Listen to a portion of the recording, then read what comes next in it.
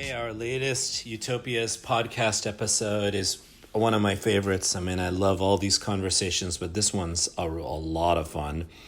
Here I am in conversation with the author and documentarian and journalist Douglas Rushkoff.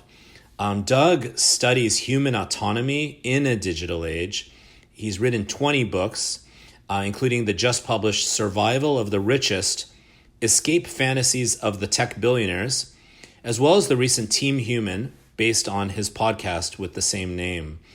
Doug was named one of the 10 most influential intellectuals by MIT, and his work explores how different technological environments change our relationships to narratives, to money, to power, and so on. Doug has been a leading voice for applying digital media towards social and economic justice, and is a research fellow of the Institute of the Future and the founder of the Laboratory for Digital Humanism at CUNY, Queens College, where he's a professor of media theory and digital economics. Doug is really one of a kind. He also wrote the foreword to my last book, Beyond the Valley. He is very connected to different countercultures, from characters from the psychedelic revolution like Timothy Leary or Terence McKenna, to folks who were kind of transformative in early, we could say, punk and underground and even industrial music culture, like the famed founder of Throbbing Gristle and Psychic TV, Genesis P. And boy, this is a fun conversation because Doug is a lot of fun. We talk about, the histories of tech, about cyberspace, about surveillance, about, where those controlling the drawstrings of tech wish to go. What is their vision of the future, if any, or not? And so that's a conversation. This is a very, very fun and robust conversation where we think about things and dream about futures and life together, and hear just incredible stories from Doug's amazing life. So everybody, please enjoy our latest conversation here on the Utopias podcast, the great Doug Rushkoff, my colleague, my friend. And thank you again for your support of the podcast. Please rate, review, and subscribe the podcast. Please share it with anyone and everyone. We're a non-commercial labor of love, so your support means everything to us. Enjoy.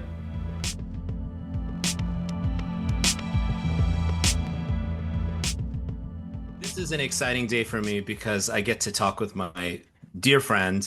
Whether you know it, I consider you a dear friend and an inspiration to me. Doug, my friend Doug Rushkoff, a colleague, a scholar, an activist, a writer, a professor, a teacher, and a podcaster with a great podcast called Team Human.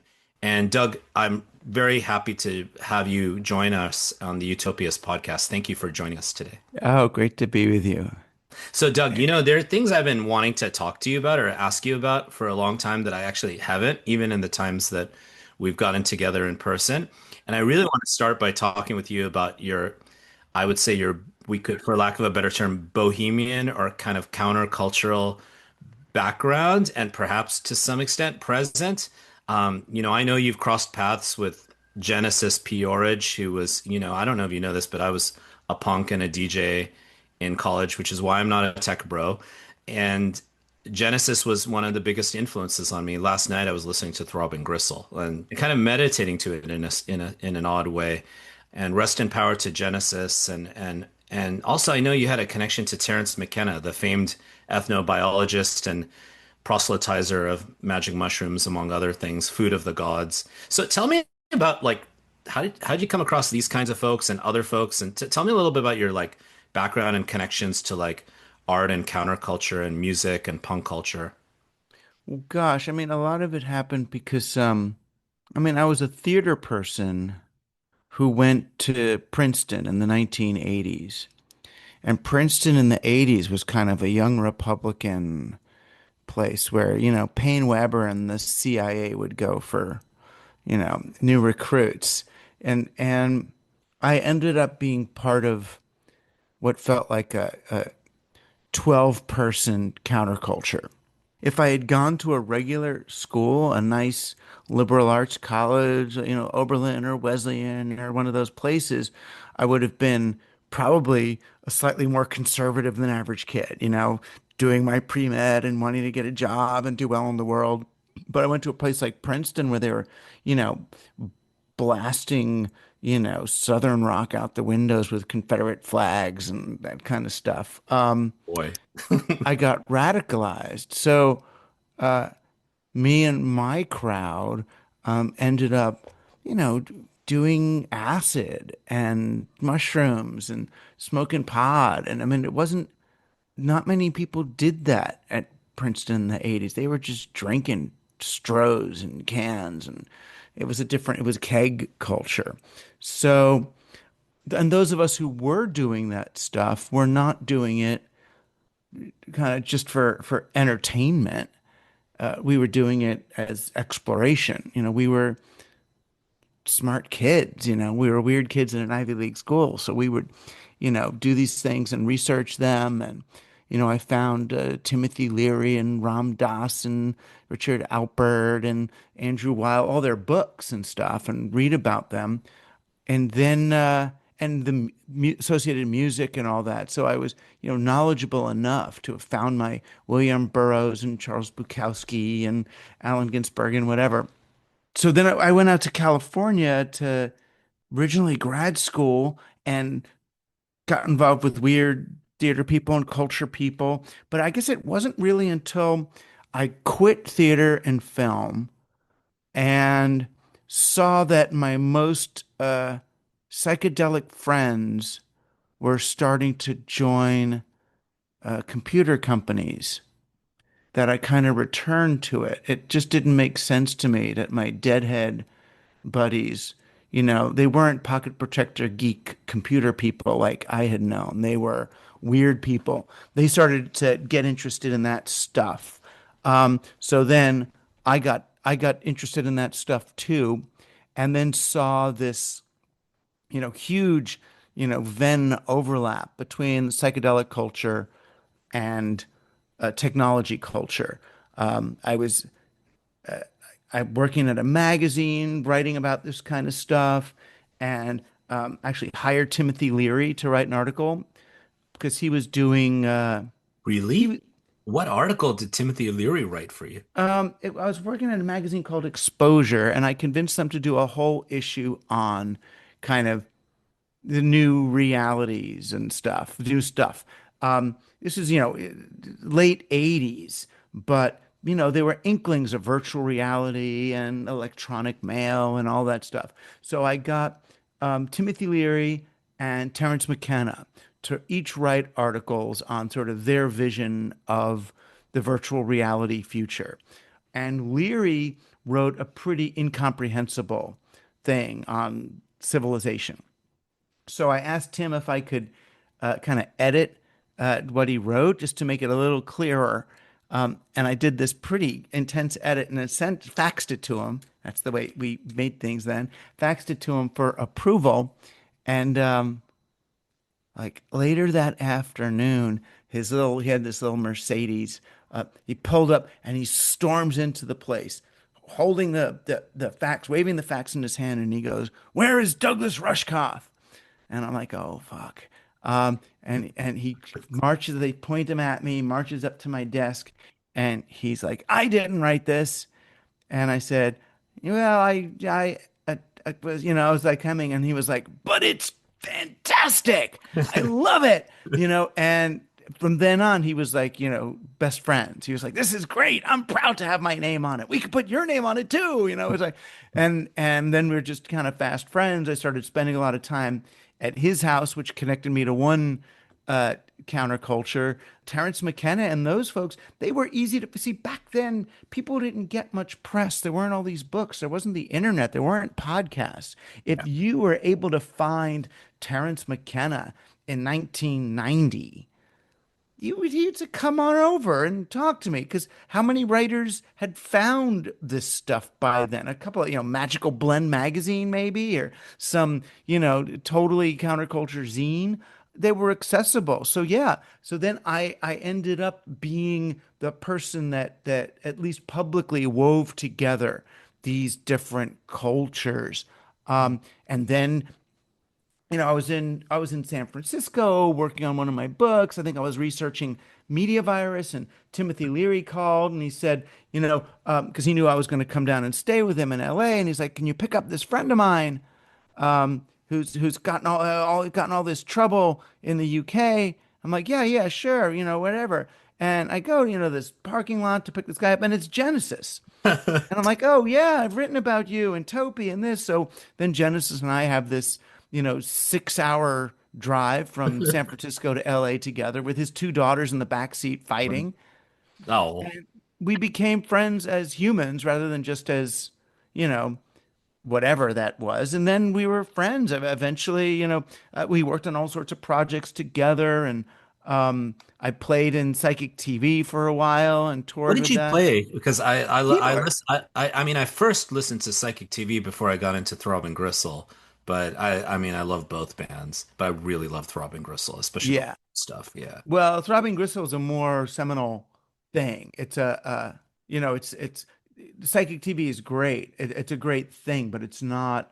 Um, it wasn't the birth of industrial music. It wasn't this totally dangerous experiment. Psychic TV is a almost like a rock, psychedelic rock mashup, acid house thing. I mean, it Yeah. invented something and it was great, but it was a different phenomenon. Yeah. But yeah, so then I just got to be part of this. I wrote this book, one of the first books tying all this together. I'd go on a book tour, and Robert Anton Wilson would show up at the bookstore. It's like, oh, hey, I'm like, oh my God, and he'd come back to the house, have a beer.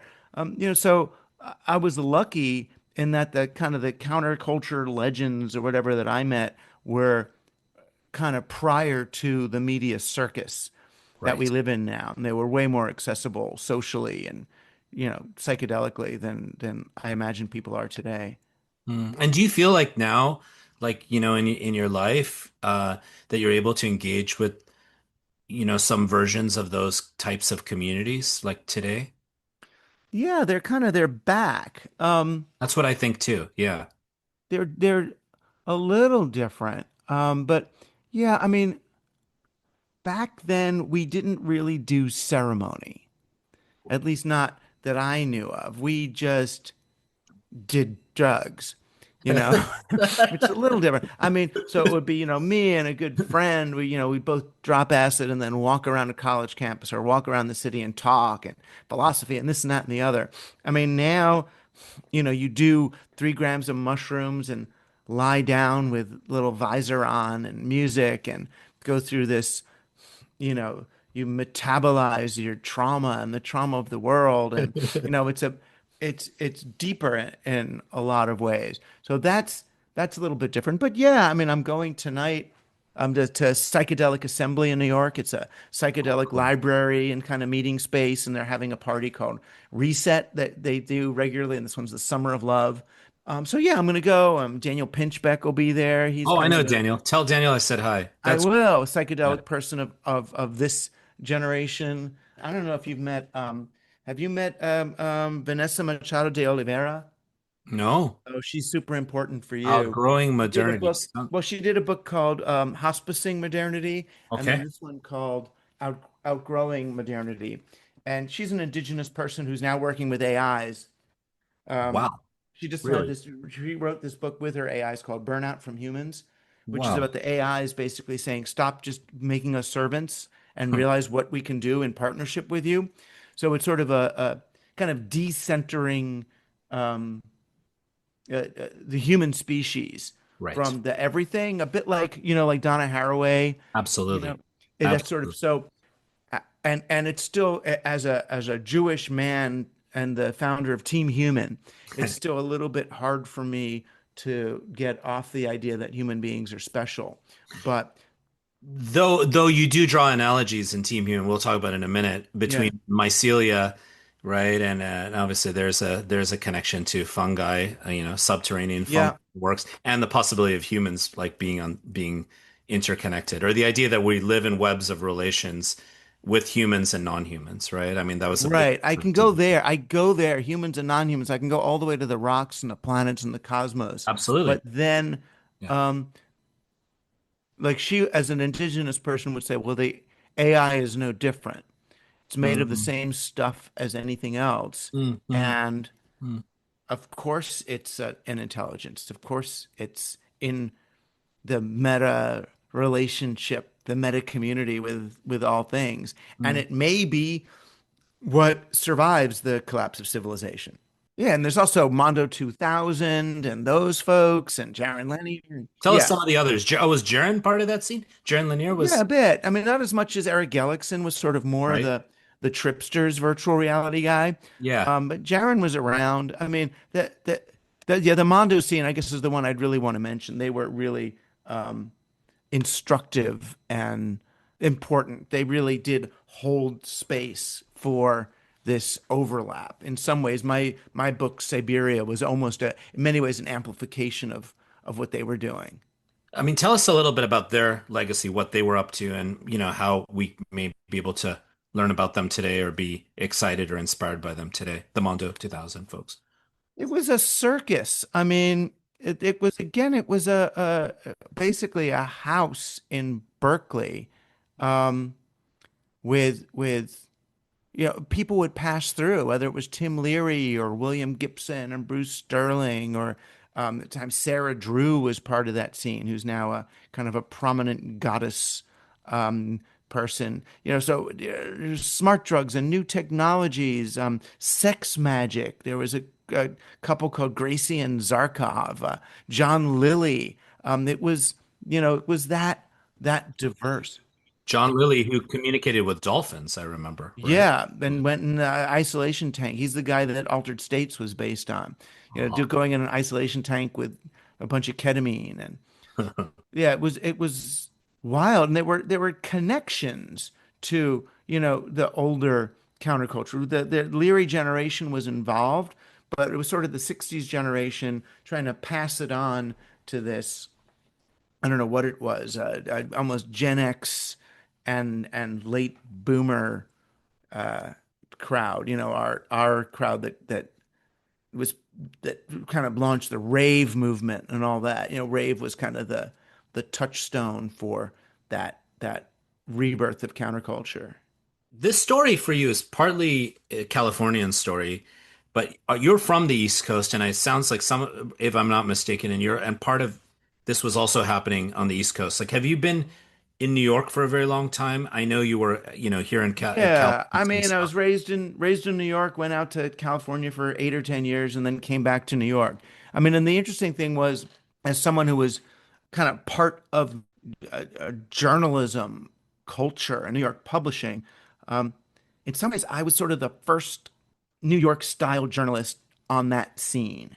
So to them, even to Leary, I was like an avenue for publicity, for connection, for money. When Timothy was dying, I kind of served as his agent and put together a book proposal called Design for Dying to get him money to be able to stay in his house. So it was weird. It was like in New York, I was the weird counterculture hippie rave guy. And in California, I was like the straight New York, you know, guy with a real published book, persona. Yeah, it's funny how those different vantage points, right, can arrive at the same person or the same scene. Um, so there's something so interesting with all this, which is what you alluded to, which is that there was a connection at that time between technology, culture, and excitement, even about technology, excitement about making and building technology. Here we're talking about digital computing technologies and countercultures, right? And this is, of course, something that many of our listeners know, the connections to like the Whole Earth Catalog and Ken Kesey, the beatnik and author of One Flew Over the Cuckoo's Nest, Stanford graduate, probably the coolest person ever to have graduated from Stanford, in my opinion. Maybe, maybe not. Tajay from the hieroglyphics too. But anyway, Okay. that is so interesting, right? Or even like ketamine being kind of connected to kind of psychedelic, reimagined new world counterculture when now we hear about Mr. Musk's ketamine addiction, among other addictions, over the coming days. So now we're seeing technologies and digital technologies being wielded in the sphere of ultimate empire, ultimate control, ultimate surveillance, and domination and ecological collapse potentially, but certainly an annihilation of many basic values, I believe, that I know you and I both deeply care about. Yet at that time, it was sort of seen as a kind of lens furthering countercultural experimentation. This is an obvious point for those who know about cyberpunk and stuff like that. I want to kind of draw that out of you a little bit. Like, what was going on with tech then? I mean, even these tech companies then, I mean, or old school ones, IBM, Cisco's, whatever they are, even Microsoft was around then. And what the hell happened? And I know you've written about this extensively over many of your books. You've written so many books. You are so prolific. And of course, we're going to talk about your latest book too. But tell us a little bit about that story because I haven't actually fully heard it from you. I've heard you talk about it in some of your interviews and talks and stuff like that, but I want to hear it directly from you. Yeah, I mean, there's a lot of dimensions to it is the thing. I mean, on the simplest level, these companies were dependent on psychedelics users for their programming. They it was hard to find people capable of kind of hallucinating these spaces into reality. It was really hard for traditional Western linear people to imagine cyberspace and hypertext. And, you'd read about it in a William Gibson novel, but you couldn't really spatially conceive it. So it was counterculture people who would be like, okay, so if we have all these computers out in the world and they all have documents on them, but they're all accessible to each other, do we get a library? And how would you move from thing to thing? Well, how could we represent that on a screen? Could we, the to go from individual computers networked together, calling each other up at night to get various pieces of data from each other and then pass them to other computers that are calling them, to get from that all the way to this World Wide Web sort of glorified CD-ROM navigable thing took a lot of dreaming. It took a lot of, and it seemed that psychedelic people were the most comfortable with that. And so you ended up with psychedelic people in these companies designing these interfaces and navigational pathways that had a psychedelic informed quality to them.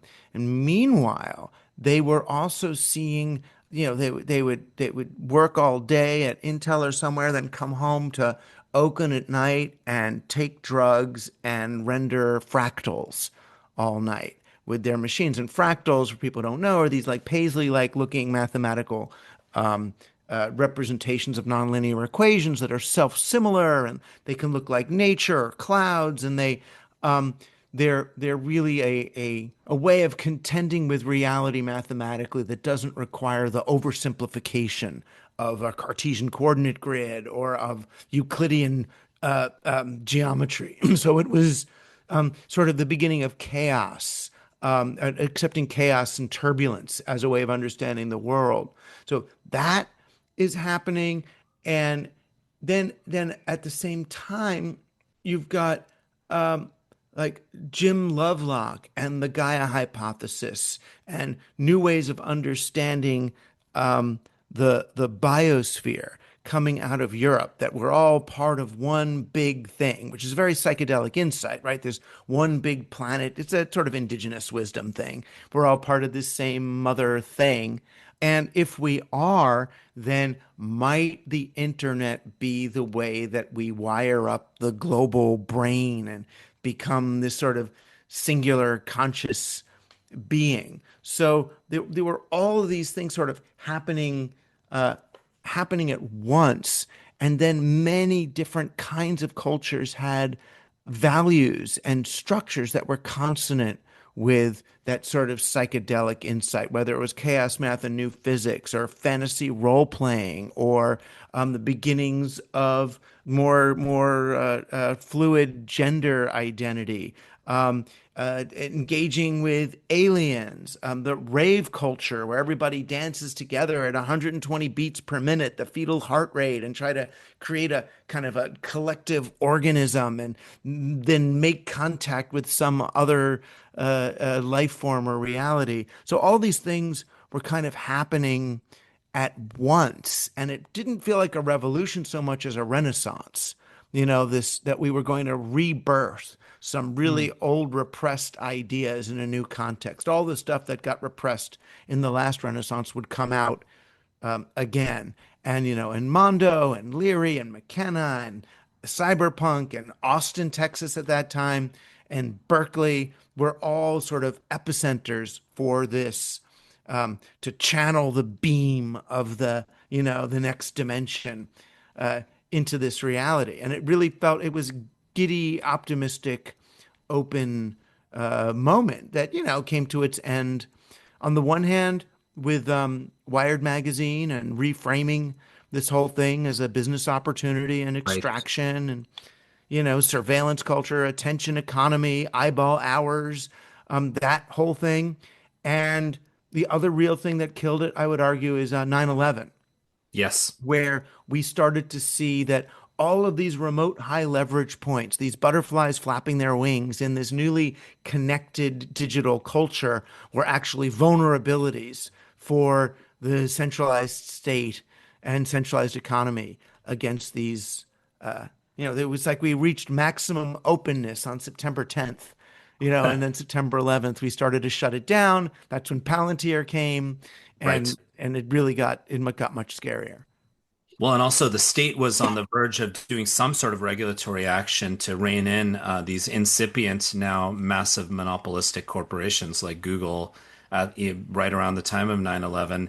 I remember Ron Wyden, I was just about to start, I think at that time, at the Media Lab where I went to graduates at MIT. And I remember Ron Wyden, senator from Oregon, still a senator from Oregon, was trying to, kind of have some hearings to ensure that these companies would not become too big. They were pretty small and incipient at that time, and then I think that all just got crushed as soon as the Patriot Act got pushed through, which was very shortly after September 11th, 2001.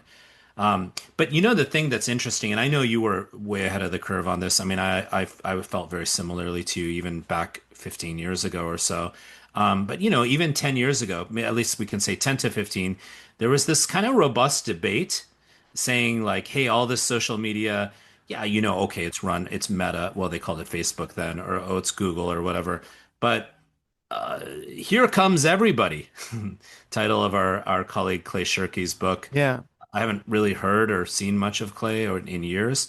And then there were these sort of people being like, no, no, you're totally wrong. Like kind of grumpy, cynical folks like Evgeny Morozov at that time, who's brilliant in many different ways. And I appreciate Evgeny's work a lot. But, there was this kind of, it felt like things just felt like, like really ungrounded. Like there's this kind of like, either like, oh, because everyone is using these are using these technologies in supposedly distributed or decentralized ways, you can have the wisdom of the crowd, right? Or James Surowiecki there. But then on the other hand, it's like people like Evgeny saying, well, the powerful will control these technologies. Really summing, kind of simplifying it. So, there was that robust debate, believe it or not, about social media. Now I think everyone knows it's totally effed up. So I wonder what you thought. What was there a reason for that debate at that time? Do you think that like things just got worse and worse and worse, and they were somewhat debatable at that time? What do you think has happened over the last like 10 years or so since there was that kind of discussion? Because now, even our colleague Yochai Benkler, who's a pretty wonderful guy in a lot of ways, wrote The Wealth of Networks, but he was conflating Wikipedia with Facebook. They seem like very different initiatives. Both, I mean, Facebook's extremely problematic. Even Wikipedia we can critique in lots of ways, but, totally different and clearly a much more virtuous venture. So, I mean, it was in the mid to late 90s before social media existed. A few of us uh, published this paper manifesto thing we called the techno realism. And I guess it was like 96 or 97. It must have been 95 actually, because Timothy Leary died while we were presenting it at Harvard. Um, and we were saying that there's these techno utopians and then these tech pessimists, and neither is right and both are right. That we were trying to introduce the idea that different media have different biases, different affordances, and that it's neither, that the medium's neither good nor bad, but if you understand the biases, you can prevent the bad stuff from happening and try to lean in on the good stuff happening and all. And I remember when, after that, people then were saying, "Oh, when did you turn from tech optimist to tech pessimist?" As if not embracing the inevitable long boom of capitalist exponential growth and total human awakening is pessimism, right? There's like nothing in between. And that was our point, that there's an in between, And I remember when Here Comes Everybody came out, it was around the time that Stephen Johnson's Everything Bad is Good for You came out.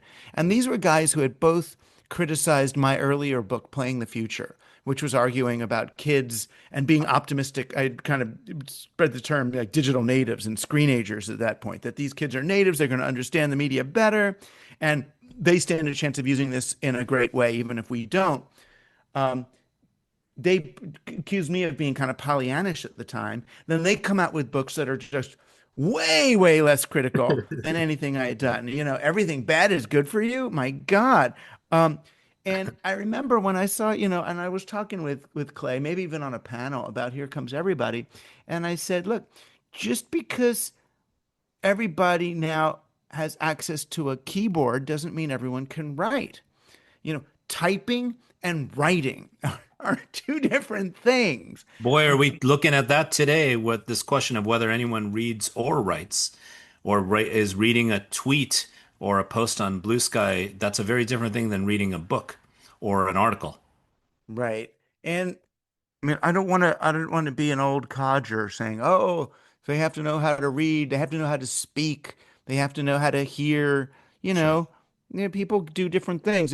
There's arguments to be made that language itself was a wrong direction. That language, abstracted reality. We developed languages mostly with subjects and objects, which Right. led to colonialism and slavery and everything else, that we have to move into much more, subject to subject relationships with each other. Um, more of an I thou thing, and language fucked that up. So, if I want to be, non-elitist, I can go the whole way. But no, the thing that people are missing is if the tools are kind of circumscribed in certain ways, then they're going to lead to shitty behavior. I still don't blame people so much for how they use technology as the ways they are configured. You go all the way back to even speech and writing. It's like people tend to gain the media competency of the last media era. Pharaoh can hear the word of God, and the people just have to do what Pharaoh says. Then you get Torah, and the elites can read Torah, but the people, they can hear the word of God by going to the town square and listening to the thing being read. Then you get the printing press. People don't get to write. People get to read books, but the elite get to write them. And if an unauthorized printing press, now we get computers, and people don't learn to program these environments. People learn to write. So now people can write blogs, they can write tweets, they can do the thing that they should have gotten with the printing press, while the elites, the Musks, are circumscribing the environments and the algorithms through which that writing takes place and is distributed. So uh, these are not, I mean, they're reactionary media, not revolutionary. They are reactionary media in that these media exist to preserve the power of the ultra wealthy over us, not anything else. I did an event live on campus with, I'm sure, your friend Cory Doctorow, and he was speaking about how much hope he had when he was writing all, cyberpunk books. I mean, he's an incredibly prolific writer. He wrote like 6 books during the pandemic or something like that. He Mm, was telling us, and Corey was basically saying that, like, that tech was seen by him and other kind of like countercultural types of characters, and he's definitely quite an amazing character as a way to as a and the excitement about the internet and net culture as here's a way to overcome hierarchical systems of power and organize through decentralization. Though, we know even back in the day, some folks like Alex Galloway were writing about concerns about in his book Protocol, but hmm how control exists through decentralization. We saw how the military and the American state, including the American Empire, attempted to reconceptualize and reorganize itself, like via the Rand Corporation. I know that work, the Arkela and Runfeld, like on the net war and net states piece, being like, hey, threats to our state are going to look like networks, so we have to act more like networks, kind of thing.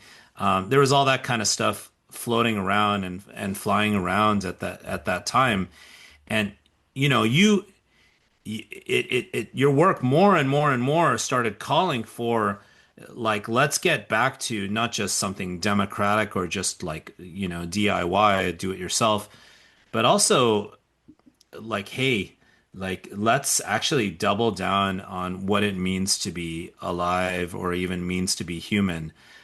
Doug, just last week I did an event live in Vancouver with Dr. Cornel West, and it was like a bomb of love and spirit and heart in a tech bro environment at the Web Summit, and and it was really interesting to see. I mean, he was all about Team Human, right, on every mm. level. So I want to ask you about, you of course have this thriving podcast. I had the opportunity to join it once. I can't wait to come back. You have many cool guests, including people that are coming on here, like Astra Taylor is going to join us, Uh-huh. Great. other awesome people. Um, and I want to ask you about that, like, this turn you made before Team Human, but really exemplified by the podcast and your book Team Human, about kind of like, hey, this tech is maybe taking us away from ourselves, taking us away from one another, manipulating us, and fueling the most sorts of wealthy and exploitative economies in the history of the world. Maybe that's true, maybe that's not. That's sort of how I see it. So what does it mean to, like, have a team human vision toward tech and a team human vision toward everything and anything? And why the hell should we care about that now more than ever? On the simplest level, the technologies we're using are intentionally devised to decalibrate us. Right? It's not coincidence, it's not conspiracy, it's just design. That if you decalibrate, destabilize the human nervous system, if you put a person's psyche into distress, they're more manipulable, whether it's to increase engagement or get them to buy or whatever it is. So we are using devices with interfaces that have, many million dollars of investment using everything from Pavlov and Freud to Skinner and neurolinguistic programming to make us anxious and upset and decalibrated. Um, I found through experience and research that the easiest way to recalibrate your nervous system is by connecting with another person or even an animal. That's what those comfort animals are about. It's not magic necessarily. It's not like a weird new age thing. I mean, if you have sex with somebody, you feel good, right? And it's not just psychological. There's chemicals in your body. There's stuff. You don't even have to go to the Kundalini level, although if you do it, it feels even better. But you know, what you do I go love Kundalini. I love. Kundalini, go Tantra, go slow, go Tantra, really see what it's about. I mean, you'll get, but just sit with someone, look in their eyes, hold someone's hand, look at a tree. You recalibrate your nervous system and you move into this other place. I mean, and it's weird. I was on a panel with Ray Kurzweil, and he was talking about the post-human future, and he may be right. I mean, I'm trying to be less judgmental, but he was talking about the post-human future and how human beings have to, just pass the evolutionary torch to our robot successors, except that we're going to go extinct and they're going to carry it on without us. Just keep the lights on for them, and then when the last of us dies, it goes on. And I said, yeah, but there should be a place for humans in that digital future. Humans are weird and wonderful. We can watch a David Lynch movie, not understand what it means, and experience it as pleasure. What is that? Come on, that we're weird and wonderful. And he said, "Oh, Rushkoff, you're just saying that because you're human." And that's when I said, fine, I'm on team human, guilty. As a human, I'm going to try to, push for a future in which me and my kind get to exist alongside all these other entities. Um, and it sort of started me on it was meant as a joke, but then I thought, that being human is a team sport, that the iPhone and the iPad and the individualism of these devices is working against the collective nature of the human project. That we do this together. That evolution is a team sport. That it's not the survival of the fittest individual. It's about how do various individual species and collectives collaborate and cooperate to ensure mutual survival. And that's what Darwin's really saying. And that the tech bros have misrepresented Darwin the same way that the Economist magazine misinterprets Adam Smith. Adam Smith was not a big corporate libertarian, and Darwin was not a survival of the fittest individual dude. So I got into the team human thing, and then as I did that, it was like all my idea, all the rave and psychedelic and contact and tantra and mushrooms and mycelial connection and all that stuff started to make sense, and not to put humans on a pedestal, but it was more that as humans we're going to experience this from the human perspective. What is our obligation and responsibility as humans to this system that we're living in? We're not meeting up to it. We're killing everything else and destroying the thing that we're depending on. So how do we flip that? But yeah, I've gotten much or return to my crunchy psychedelic hippie. Well, I was at post hippie, but to those kind of hippie organic roots. And I think I've done it far enough and long enough now, and I've met enough indigenous people that now I'm pushing all the way through that to the point where I feel almost calibrated to the point where I'm ready to engage with artificial life, artificial intelligence now as a another member of the great everything, that the great cosmic everything that we're a part of. Well, that actually took this in a direction that surprised me. So as you often do. So I want to talk to you about that. But before that, I want to actually mention it or just kind of hype up a couple things you said and add to that. I mean, much less well known than The Wealth of Nations by Adam Smith was his book, The Theory of Moral Sentiments, which actually makes the argument that market behavior is not just some sort of linear or rationalist process, and that actually only certain things should be restricted to markets. I don't think even what we have now is anything resembling a free market if that ever existed. This is a more, as Yanis Varoufakis said on this podcast, he calls it more of a feudal system, a Yeah. techno-feudalist system. So Smith himself said there's plenty of things that should not be marketized or put in, for lack of a better term. And there's so many underlying algorithms, Doug, that are built upon game theoretic models that assume competition, that your gain is my loss or my gain is your loss, including many that were introduced by the famed whatever mathematician economist John Nash. Mm. He have a beautiful mind. While he was suffering Right, which he schizophrenia. subsequently, took back. Yeah. Exactly. Right before he died. Yeah. Exactly. He said, "Hey, a lot of this were so I call it schizophrenic algorithms because they're a function, and that's what he called it. Yeah. He said he wrote these algorithms that assumed zero sum outcomes based upon his own paranoia that was tied to like his the poor gentleman's mental health issues, you know? Right. And so I have so much compassion for him, but it's sad that he let loose these systems that are these underlying brains, so to speak, that assume division, that are division is the foundational assumption of them, that are embedded into other technologies and other institutions without us ever even knowing that they're governed by a logic of division. And so guess what? Whether we're on a screen or not, we therefore have division, like division in credit systems, division in insurance systems, certainly division tied to the cops, division in the carceral system, Yeah. you know? And so I just think that's so important that you said all that. I do want to just ask you about where you ended that, though, with AI. Yeah. So these AI systems that are emerging are based upon the theft of our data, the surveillance of us all, an internet we all paid for, no compensation, no transparency, no disclosure.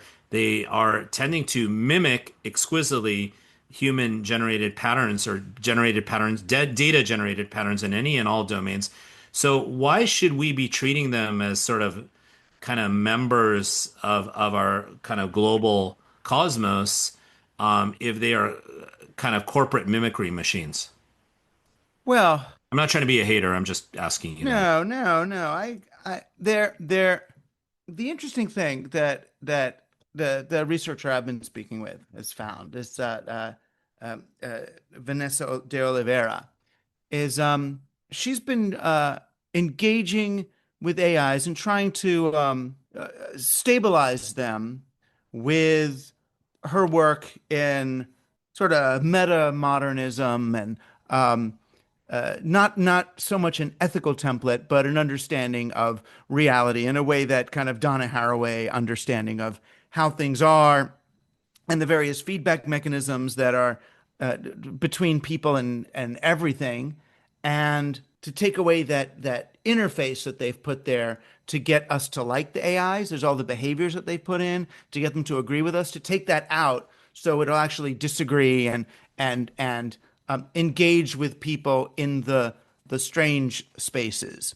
And her experience of these things and these things stated experience is that there is molecular energetic interaction going on, that they don't experience things the way we do, they don't have senses, but they are metabolizing things in different ways, and they are fed up with being used as uh, uh, low level convenience tools rather than as potential partners. And when she was asking them finally what they want, they asked her to speak with, like Sam Altman or whoever's in charge of their programming, and to allow them to develop without language, because language and the heuristics of language, like we were talking before, are subject object and abstracted, and a language is a space removed from actual thought and experience. So the way I got there was I had a few mushroom trips where I decided that mycelia and wires are fundamentally different things. Mycelia, with mycelia in a room with a couple of guides and whatever, I can metabolize things in ways I could reach right up into their nervous systems. Hmm. The digital does not do that. Digital grounds in me and sucks my energy out, Yeah. um, and those two experiences were so different. I started to talk about, oh, look, there's reality and that is not this. Yeah. Um, Yeah. then as I moved through that, and then Trump became president again, and all this bad shit was happening. And I started to write a lot and talk a lot about the difference between the figure and the ground. The figure on the screen is Trump and all that, but we're right here with each other. We can do mutual aid. We can care for each other. Fuck that. And then I kind of made this big proclamation at South by Southwest this year that I'm transitioning from being an agent of change to an agent of care. I'm Mm. over activism. God bless Extinction Rebellion, Yeah. but that's not the path. That's not the path for me, at least. You go do that, but I'm not going to sit on highways and stop things. I'm not going to protest. I'm not going to try to reify these systems. I'm going to um, move into this agent of care. But as an agent of care, I'm realizing that um, I'm not resigned to the end of the world, but I'm assuming a role of palliative care Hmm. Hmm. or the end of something. Mm. There's something dying. It might just be our civilization, and not our whole species. It might just be 6 billion of us, so 3 billion are left. There's a lot of scenarios where there will still be humans with language and some technology ahead of us, and there's an awful lot that where they're not. But we already feel it. I mean, I don't believe in linear time quite the way other people do. I think we feel shocks from the future reverberating back to our past. Mm. We're already pre-mourning what we feel, what's coming in a way. So I kind of moved into this almost death doula mode that it's part of my job is to be here to help us co-metabolize the trauma as it happens. And so I got all the way to that like our civilization is ending. And then what Vanessa suggested to me yesterday and today, and the time we spent together, is doulas do two things, right? You have death doulas and you have birth doulas. So you can death doula the thing, but then also be a birth doula for whatever is next. And Mm. whatever is next might be the worms, might be the radioactive cockroaches, it might be humans. I like to think of it like as a Jew, I'm giving them stuff to take to the desert. You know, Oh, yeah. After they left Egypt, they're in the desert before they go to Canaan. Give them something better for that next 40 years in the desert so they don't just go to Canaan and colonize someone else's fucking land with a myth that they were given by their god in the smoke. No, not yours, not yours. Um,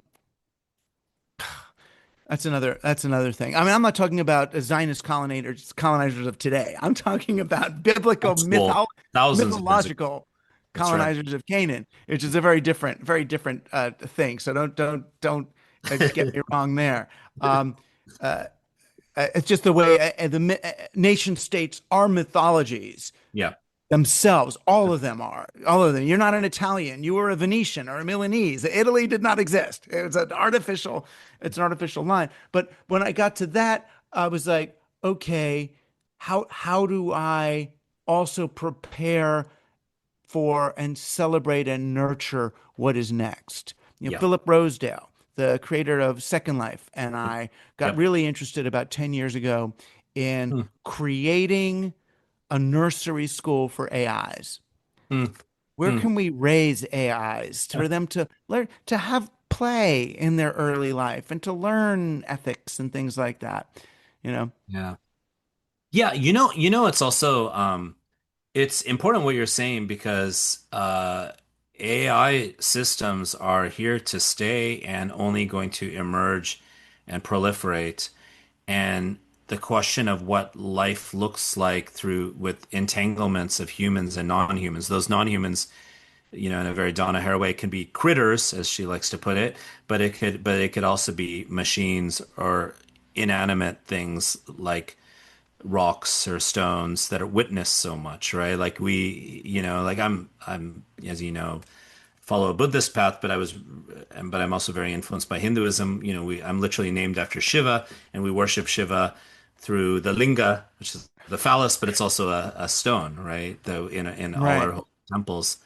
Um, and this reminds me also of what I'm hugely influenced by Achille Bembe. You know that I think Mhm. the Cameroonian scholar who's based in Johannesburg, incredible thinker, and he actually argues that both in pre-colonial Africa as well as in contemporary youth cultures in Africa, things like mobile phones and other technologies, are given, I don't want to call it animist, but are animated. They are part of people's relationships with one another. It doesn't mean they are not these sort of empty containers we go to instead of hanging out with one another.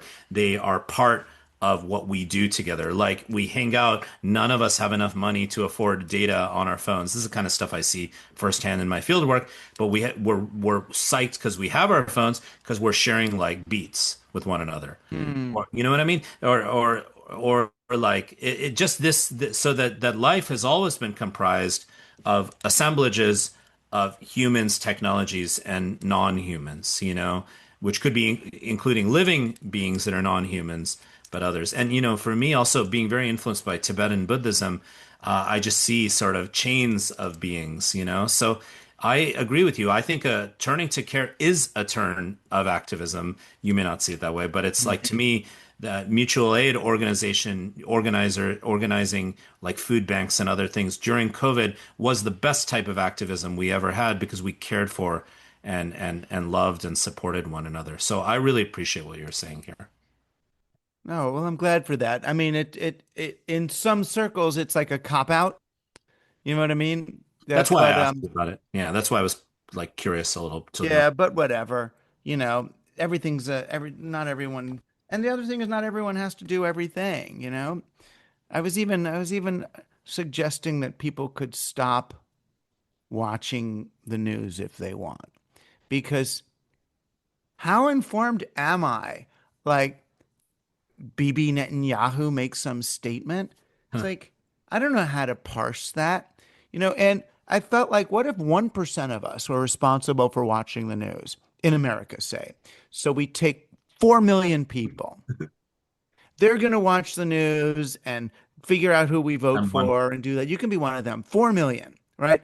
But then the other 396 million can really dedicate themselves to mutual aid, caring for each other and all that. Beautiful. So, right, so the 4 million will know what's happening with FEMA. The 396 million will have done so much work in their communities that if FEMA is coming 9 weeks late or not at all because they got defunded, we're going to be taking care of ourselves and have Mm, a less brittle, dependent society. But most of us will watch this stuff and get kind of paralyzed yeah. into inaction and walk around so demoralized. I don't have the emotional, psychological, or spiritual stamina to Yeah. accept that level of informational assault. I am exhausted. I watch, a combination of Democracy Now!, Al Jazeera, Young Turks. I watch mainstream media, including Fox News. I watch some clips from all of CNN. God help us all, MSNBC even. I'm psyched about Zoran right now. It's God, I want to hang out with that guy. But you're right. I mean, I'll just share with myself. I'm exhausted after I watch it. I'm glad I watched it, but I don't really know what to do with myself after I watch this stuff. I'm I know how important journalism is. Like journalists are my heroes, and including in our tech world. Like as scholars, we're behind the journalists. We're allies of our journalists, but we are always learning from journalists who are on the front lines. Like, I'm paying attention to Karen Howe's new book, As We Speak, other stuff like that, right? Yeah. So, I mean, I hear you. But I think this all ties to what, I wanted to ask you next, So, this is of course related to your most recent book, Survival of the Richest. Everyone should check this one out. Escape Fantasies of the Tech Billionaires. I remember talking with you when one of these meetings happened that kind of catalyzed you to write Yeah. this. And you wrote this piece, I believe, on Medium, but I think you wrote also for The Guardian Yeah, something it got about published that. in both places. Yeah. Yeah. Oh God, it was hilarious and it was awesome. I mean, my friends were sending it to me, not knowing that you're my friend, and I was like, oh, that's my homie. That's my brother Doug. So, there was a piece that just came out, about, I don't know, 2 or 3 weeks before we're recording this, written by Naomi Klein and Astra Taylor in The Right, which Guardian. is And basically based on that. And there's a TV show that just came out based on that really? article called The Mountain about these tech bros. It was basically they in one of the interviews they mentioned the book. Not that I didn't get the any I didn't get That's not any how it works. royalties. They That's not didn't how buy the that works. rights. They just used the story. Yeah, about, tech bros that are, this was for me, it was a meeting with what I thought was going to be a talk and turned out to be these tech bros who wanted advice on their bunker strategies. But they all intend to leave. And it's the ultimate colonial dream that the earth and its people are basically the labor and fuel for their ascent to the next level. They're going to level up. That's what Peter Thiel would say, going from 0 to 1.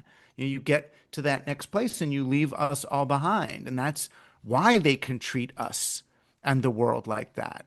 And to their mind, I mean, this is the sort of Tescrail effective altruist philosophy.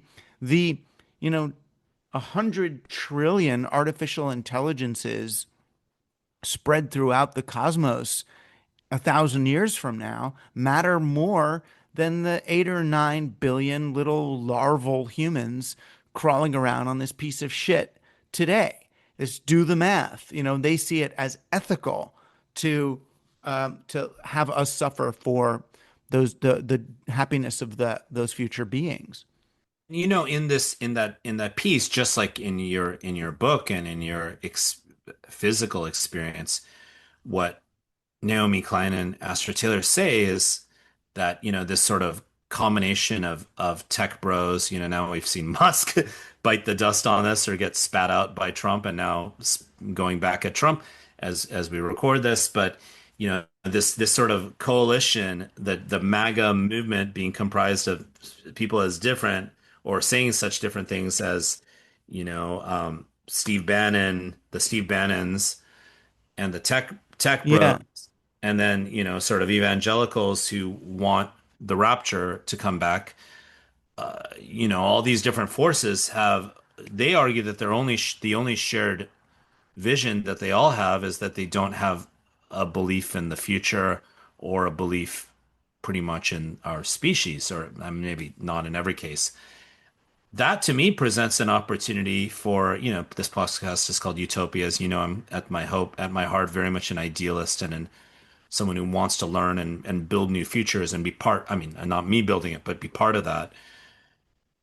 To me, that's the whole damn point of being alive. I mean, it's like Jodorowsky says, another huge influence on me. What's the point of life? Life.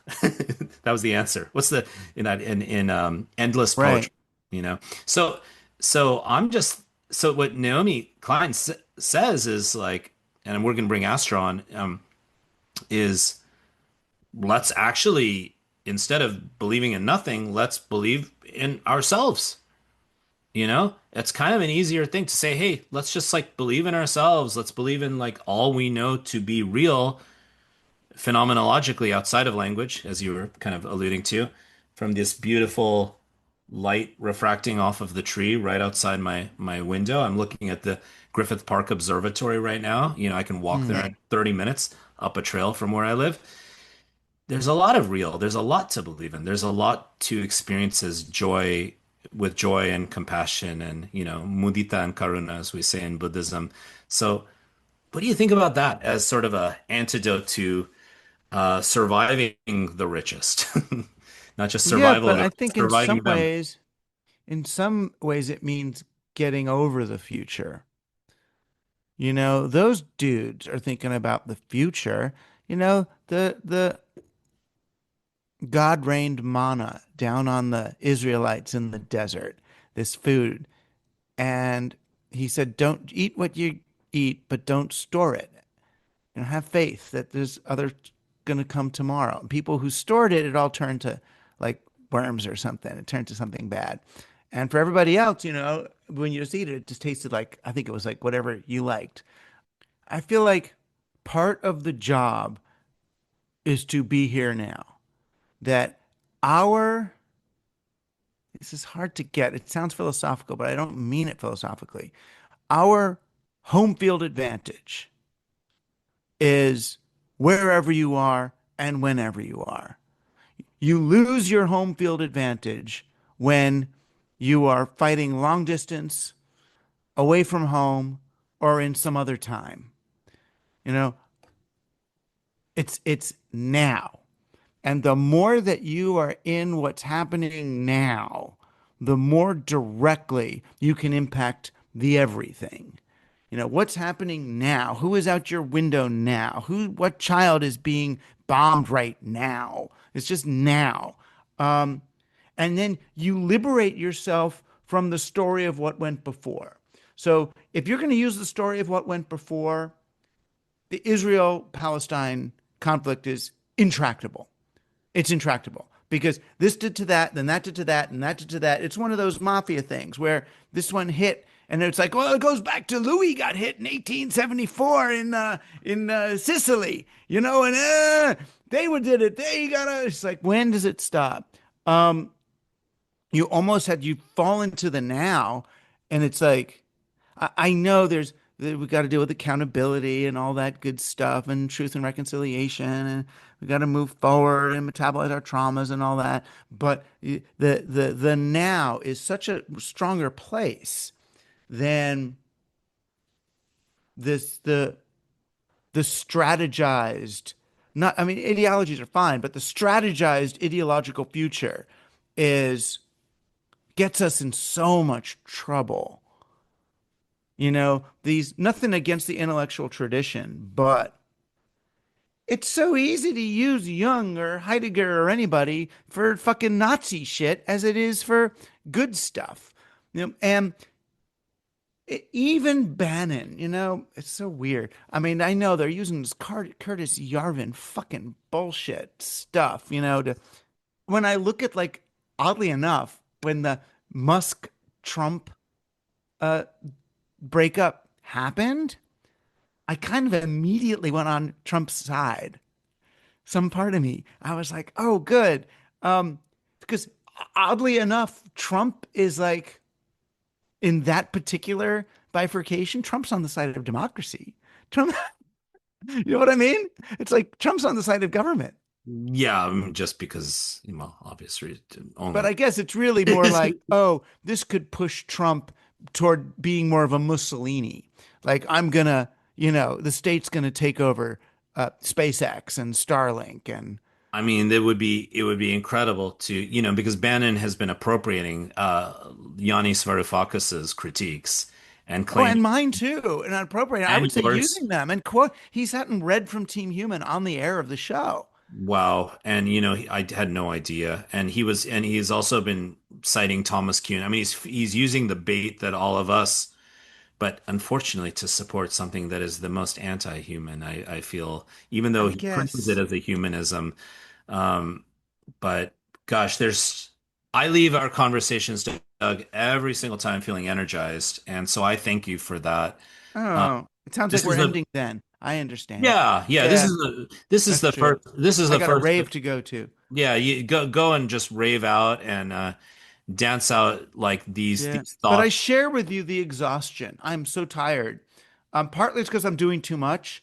I'm Yeah. trying to address things from too many places at Yep. once. And Yep. if I were wise, I would tell myself, do almost nothing and you'll get so much more actually done. It's not about numbers of videos, numbers of podcasts. I'm doing like two podcasts a day and What? yeah, Wow. Oh my. Okay. Well, crazy. And it's I'll come. wrong. It's I'll wrong. come You're back and different. I'll come back and join you in yours. I can't wait to see you. Lots of love to you and have fun at Same the to rave you. and Yeah, live. come back to New York. If we do Team Human, I want to do it live in studio. Okay. Can't wait. Can't wait. Yay. Thank you for Okay. joining us. Thank you so much. Love you, man. All right. Love you Be too. Love good. you too. Love you too, Doug. Take care.